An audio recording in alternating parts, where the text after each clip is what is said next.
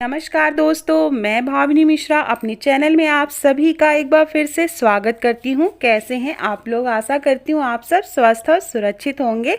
इस वीडियो में मैं आपसे 16 सोमवार की व्रत कथा शेयर करूंगी और साथ में मैं पूजा विधि बताऊंगी। कथा के अंदर ही आपको संपूर्ण पूजा विधि मिल जाएगी, साथ में इसका महत्व बताऊंगी। तो 16 सोमवार का व्रत खास तौर पर सावन मास से शुरू किया जाता है। उसके बाद जो 16 सोमवार पढ़ते हैं उसी तरह 16 सोमवार को यह व्रत रखा जाता है।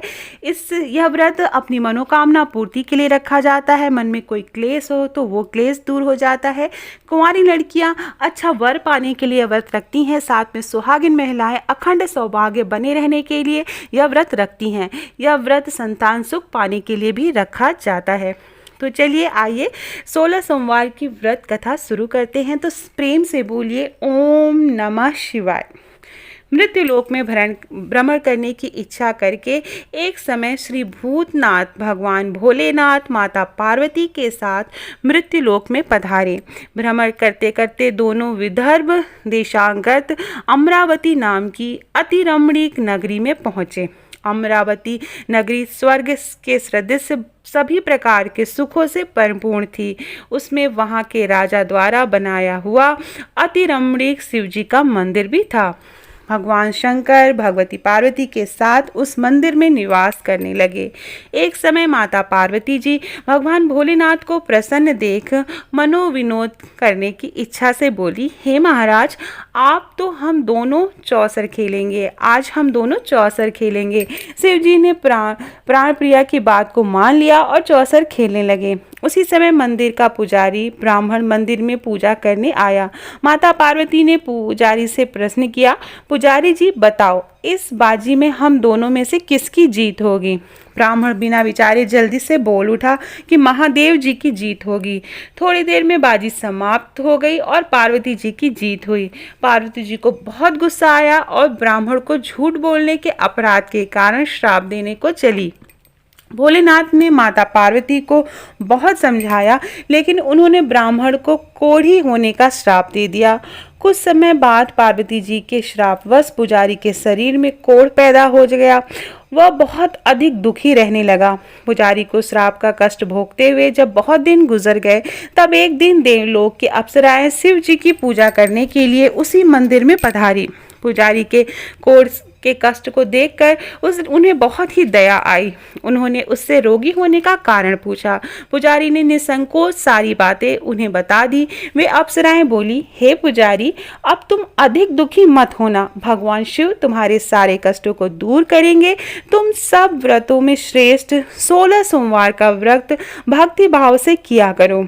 पुजारी ने अप्सराओं से नम्रता पूर्वक 16 सोमवार की व्रत विधि पूछी।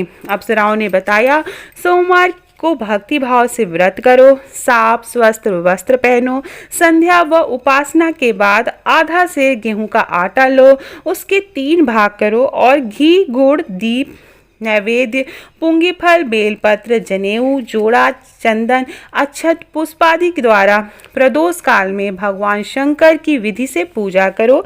तत्पश्चात 3 भागों में से एक शिव जी को अर्पण करो, बाकी 2 शिव जी का प्रसाद समझकर उपस्थित लोगों में बांट दो और आप भी प्रसाद समझकर खा लो। इस विधि से 16 सोमवार व्रत रखो। 17वें सोमवार को पाव सेर पवित्र गेहूं के आटे की बाटी बनाओ, उसमें घी और गुड़ मिलाकर चूरमा बनाओ। भगवान भोलेनाथ को भोग लगाकर उपस्थित भक्तों में बांट दो। इसके बाद कुटुंब सहित प्रसाद लो और शिव जी की कृपा से उसकी सभी मनोकामनाएं पूर्ण हो जाती हैं। ऐसा कहकर अप्सराएं स्वर्ग को चली गई। ब्राह्मण ने यथाविधि 16 सोमवार व्रत किया और भगवान शिव की कृपा से रोग से मुक्ति पाकर आनंद से रहने लगा। कुछ दिन बाद शिव और पार्वती जी उस मंदिर में पुनः पधारे। ब्राह्मण को निरोग देखकर पार्वती जी ने ब्राह्मण से रोग मुक्त होने का उपाय पूछा। ब्राह्मण ने 16 सोमवार व्रत की कथा सुनाई। पार्वती जी बहुत प्रसन्न हुई, ब्राह्मण से व्रत की विधि पूछी और स्वयं व्रत करने के लिए तैयार हो गई। व्रत करने के बाद उनकी मनोकामना पूरी हुई और उनके रूठे बेटे स्वामी कार्तिकेय स्वयं माता के आज्ञाकारी हुए। कार्तिकेय जी को अपना यह विचार परिवर्तन का रहस्य जानने की इच्छा हुई। वे माता से बोले, हे माता, आपने ऐसा कौन सा उपाय किया जिससे मेरा मन आपकी ओर आकर्षित हो गया। पार्वती जी ने वही 16 सोमवार व्रत की कथा उनको सुना दी। कार्तिकेय जी ने कहा, इस व्रत को मैं भी करूंगा, क्योंकि मेरा प्रिय मित्र ब्राह्मण बहुत दुखी दिल से परदेश गया है। मेरी उससे मिलने की बहुत इच्छा है। कार्तिकेय जी ने भी यह व्रत किया और उनका प्यारा मित्र मिल गया। मित्र ने इस आकस्मिक मिलन का भेद पूछा तो कार्तिकेय जी बोले, हे मित्र, हमने तुम्हारे मिलने की इच्छा करके 16 सोमवार का व्रत किया था।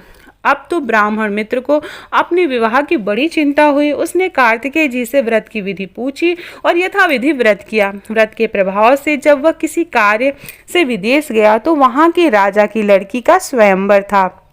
राजा ने प्रण किया था कि जिस राजकुमार के गले में सब प्रकार की हथिनी माला डालेगी, मैं उसी के साथ अपनी प्यारी बेटी का विवाह कर दूंगा। शिव जी की कृपा से वह ब्राह्मण भी उस स्वयंवर को देखने की इच्छा से राज्यसभा में की ओर आकर जाकर बैठ गया। नियत समय पर हथिनी आई और उसने जयमाला उस ब्राह्मण के गले में डाल दी। राजा ने अपनी प्रतिज्ञा के अनुसार बड़ी धूमधाम से अपनी कन्या का विवाह उस ब्राह्मण के साथ कर दिया और ब्राह्मण को बहुत सा धन और सम्मान देकर संतुष्ट किया।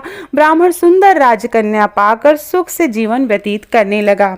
एक दिन राजकन्या ने अपने पति से प्रश्न किया, हे प्राणनाथ, आपने ऐसा कौन सा भारी पुण्य किया था जिसके प्रभाव से हथिनी ने सब राजकुमारों को छोड़कर आपको वरण किया। ब्राह्मण बोला, हे प्राण प्रिय, मैं अपने मित्र कार्तिकेय जी के कथानुसार 16 सोमवार का व्रत किया था। इसके प्रभाव से मुझे तुम जैसी रूपवान पत्नी की प्राप्ति हुई है। इस व्रत की महिमा सुनकर राजकन्या को बड़ी हैरत हुई।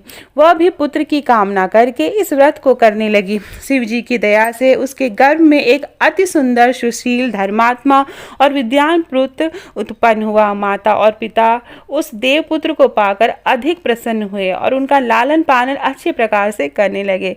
जब पुत्र समझदार हुआ तो एक दिन उसने अपनी माता से प्रश्न किया, हे माँ, तुमने कौन सा व्रत और तप किया है जो मेरे जैसा पुत्र तुम्हारे गर्भ में उत्पन्न हुआ। उनकी माता ने 16 सोमवार की व्रत कथा पुत्र को बताई। पुत्र ने सब तरह के मनोरथ पूरे करने वाले इस सरल व्रत को सुना तो वह भी राज्याधिकार पाने की इच्छा से हर सोमवार को यथाविधि यह व्रत करने लगा। व्रत शुरू करने के बाद एक देश के वृद्ध राजा के दूतों ने आकर उसको राजकन्या के लिए वरण किया। राजा ने अपनी बेटी का विवाह ऐसे सर्वगुण संपन्न ब्राह्मण युवक के साथ करके बड़ा सुख प्राप्त किया। वृद्ध राजा के दिवंगत होने के पर इसी ब्राह्मण को सिंहासन पर बैठाया गया, क्योंकि दिवंगत राजा के कोई पुत्र नहीं था। राज्य का उत्तराधिकारी होकर भी वह ब्राह्मण पुत्र 16 सोमवार का व्रत करता रहा। जब 17वां सोमवार आया तो विप्र पुत्र ने अपनी प्रियतमा से पूजन सामग्री लेकर शिव पूजा के लिए शिवालय में चलने को कहा, परंतु उसकी पत्नी ने उसकी आज्ञा की परवाह न की। दास दासियों द्वारा सब सामग्रियां शिवालय में भिजवा दी, परंतु स्वयं नहीं गई। जब राजा ने शिव जी का पूजन समाप्त किया तब आकाशवाणी हुई, हे राजा, अपनी इस रानी को राजमहल से निकाल दे, नहीं तो यह तेरा सर्वनाश कर देगी। यह आकाशवाणी सुनने के बाद राजा के आश्चर्य का ठिकाना न रहा। उसने मंत्रणा गृह में आकर अपने सभासदों को बुलाकर कहा, मंत्रियों, मुझे आज शिव जी की आकाशवाणी हुई है कि राजा तू अपनी इस रानी को राज्य से निकाल दे, नहीं तो यह तेरा सर्वनाश कर देगी। राज्य के मंत्री और सभासद आदि सब विस्मय और दुख में डूब गए, क्योंकि जिस कन्या के कारण उसे राज्य मिला था राजा उसी को निकालने की बात कह रहा था। यह कैसे हो सकता है? पर राजा ने मंत्रियों की परवाह नहीं की। उसने अपनी पत्नी को राजमहल से निकाल दिया। रानी दुखी हृदय से भाग्य को कोसती हुई राज्य से बाहर चली गई। बिना पद त्राण, फटे हुए वस्त्र पहने, भूख से दुखी हृदय में भाग्य को कोसती हुई चली जा रही थी कि अचानक एक बुढ़िया से उसकी भेंट हुई तो सूत काट कर बेचने जाती थी। रानी की करुण दशा देखकर वह बोली, चल तू मेरा सूत बिकवा दे, मैं बूढ़ी हूँ, भाव करना नहीं जानती। हूँ। यह बात सुनकर रानी ने बुढ़िया के सिर से सूत की गठरी उतारकर अपने सिर पर रख ली। थोड़ी देर बाद आंधी आ गई और बुढ़िया का सूत पोटली सहित उड़ गया। बेचारी बुढ़िया पछताती रह गई। उसने रानी को अपने से दूर रहने को कहा। इसके बाद रानी एक तेली के घर गई तो शिव जी के प्रकोप के कारण तेली के सभी मटके उसी क्षण चटक गए। तेली ने भी रानी को भगा दिया। उसके पश्चात रानी एक जंगल में गई। वहां सरोवर में पानी पीने गई तो उसके हाथ का स्पर्श होते ही सरोवर का नील कमल के समान जल असंख्य कीड़ों में से गंदा हो गया। रानी ने भाग्य पर दोषारोपण करते हुए उस जल को पीकर पेड़ की शीतल छाया में विश्राम करना चाहा, परंतु वह जिस पेड़ के नीचे विश्राम करती उस पेड़ के पत्ते तुरंत टूटकर गिर जाते। वन सरोवर जल की ऐसी दशा देख गऊ चराते ग्वालों ने उसे गुसाई जी से कहा से उस जंगल में स्थिर मंदिर में पुजारी थे यह बात बताई। गुसाई जी से बात बताई। गुसाई जी ने के आदेशानुसार ग्वाले रानी को पकड़कर गुसाई जी के पास ले गए। रानी की मुख कांति और शरीर शोभा देख गुसाई जी जान गए कि यह अवश्य ही कोई विधि की गति की मारी कुलीन स्त्री है। पुजारी ने रानी से कहा, पुत्री, मैं तुमको अपनी पुत्री के समान रखूंगा। तुम मेरे आश्रम आकर रहो। मैं तुम्हें किसी प्रकार का दुख नहीं होने दूंगा। गुसाई जी की वचन सुनकर रानी को धीरज हुआ। वह आश्रम में रहने लगी। रानी जो भोजन बनाती उसमें कीड़े पड़ जाते, जल भर कर लाती उसमें भी कीड़े पड़ जाते। रानी की यह दशा देख गुसाई जी भी बड़े दुखी हुए और रानी से बोले, हे पुत्री, तुम्हारे ऊपर कौन से देवता का प्रकोप है जिससे तुम्हारी ऐसी हालत हुई है। पुजारी जी की बात सुनकर रानी ने शिव जी महाराज के पूजन का बहिष्कार करने की बात बताई तो पुजारी जी शिव जी महाराज की अनेक प्रकार से स्तुति करते हुए रानी से बोले कि पुत्री, तुम सब मनोरथ पूरे करने वाले 16 सोमवार का व्रत रखो। उसके प्रभाव से इस कष्ट से मुक्त हो सकोगी। गुसाई जी की बात मानकर रानी ने 16 सोमवार का व्रत किया। 17वें सोमवार को विधि विधान सहित पूजन किया। उस पूजा के प्रभाव से राजा के हृदय में विचार आया कि रानी को गए हुए बहुत समय बीत गया, न जाने कहाँ कहाँ भटकती होगी, उसे ढूंढना चाहिए। यह सोचकर रानी की तलाश करने के लिए राजा ने चारों दिशाओं में दूत भेज दिए। वे दूत रानी को तलाश करते हुए गुसाई जी के आश्रम पहुँचे। वहां रानी को पाकर उसने रानी को अपने साथ ले जाने का आग्रह किया, परंतु गुसाई जी ने मना कर दिया। दूत चुपचाप वापस लौट आए और राजा को रानी का पता बतलाया।